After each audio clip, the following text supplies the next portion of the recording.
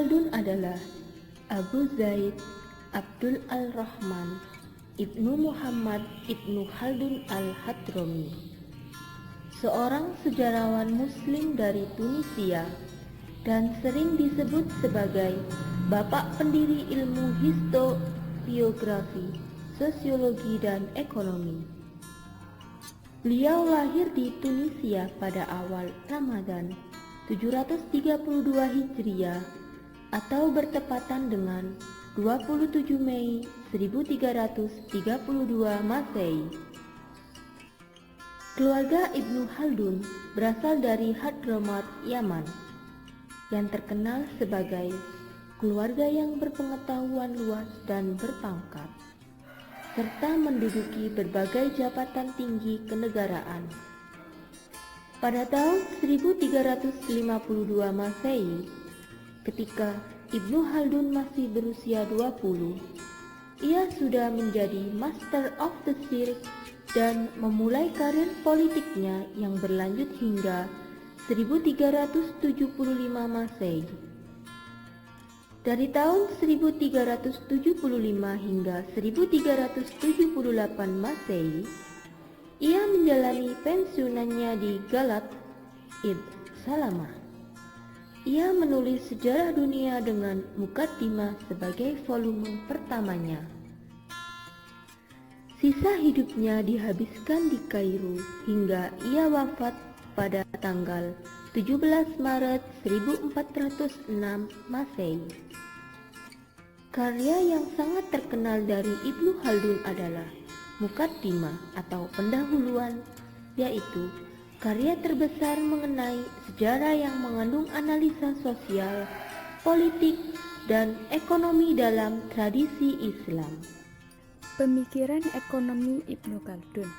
Dalam pemikiran ekonomi Ibnu Khaldun, ia memiliki beberapa teori yang terdiri atas yang pertama yaitu teori produksi. Faktor produksi yang utama adalah tenaga kerja manusia.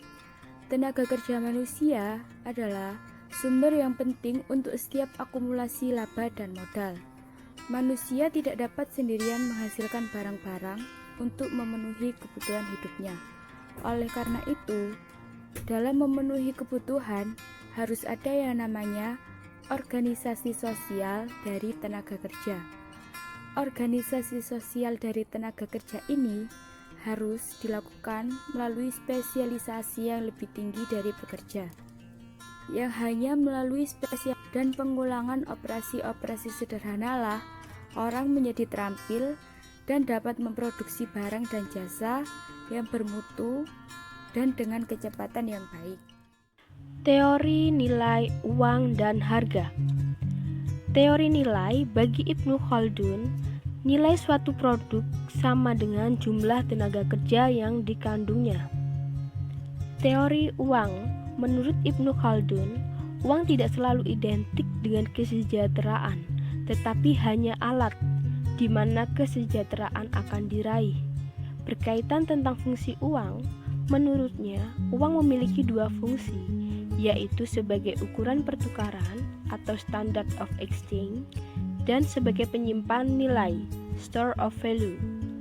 Teori harga, Ibnu Khaldun menekankan bahwa kenaikan penawaran atau penurunan permintaan menyebabkan kenaikan harga. Demikian pula sebaliknya. Kemudian teori distribusi.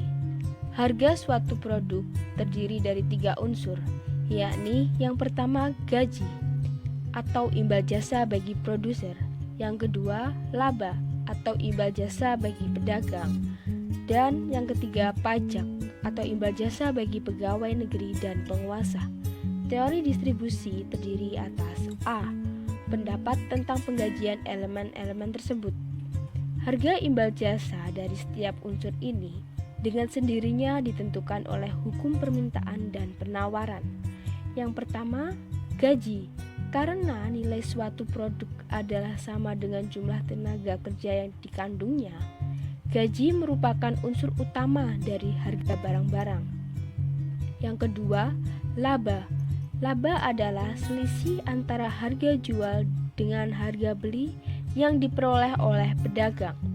Yang ketiga, pajak. Pajak bervariasi menurut kekayaan penguasa dan penduduknya. Kemudian B. Eksistensi distribusi optimum.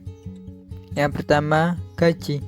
Bila gaji terlalu rendah, pasar akan lesu dan produksi tidak mengalami peningkatan. Jika gaji terlalu tinggi, akan terjadi tekanan inflasi dan produsen kehilangan minat untuk bekerja. Yang kedua, laba. Jika laba sangat rendah, pedagang terpaksa melikuidasi saham-sahamnya dan tidak dapat memperbaruinya karena tidak ada modal. Jika laba terlalu tinggi, para pedagang akan melikuidasi saham-sahamnya dan tidak dapat memperbaruinya karena tekanan inflasi. Yang ketiga, pajak. Jika pajak terlalu rendah, pemerintah tidak dapat menjalankan fungsinya. Dan jika pajak terlalu tinggi, tekanan fiskal menjadi terlalu kuat sehingga laba para pedagang dan produsen menurun dan hilangnya insentif mereka untuk bekerja. Teori siklus. Bagi Ibnu Khaldun, produksi bergantung kepada penawaran dan permintaan terhadap produk. Namun, penawaran sendiri tergantung kepada jumlah produsen dan hasratnya untuk bekerja. Terdiri atas A. Siklus populasi. Produksi ditentukan oleh populasi. Semakin banyak populasi, semakin banyak pula produksinya. Dengan demikian, semakin besar populasi, semakin besar pula permintaannya terhadap pasar dan semakin besar produksinya. B. Siklus keuangan publik. 1. Pengeluaran pemerintah. Bagi Ibnu Khaldun, sisi pengeluaran publik sangat penting. Negara merupakan faktor produksi yang penting. Dengan pengeluarannya, negara meningkatkan produksi dan dengan pajaknya, negara membuat produksi menjadi lesu. 2. Perpajakan. Ibnu Khaldun menganjurkan keadilan dalam perpajakan. Pajak yang adil sangat berpengaruh terhadap kemakmuran suatu negara.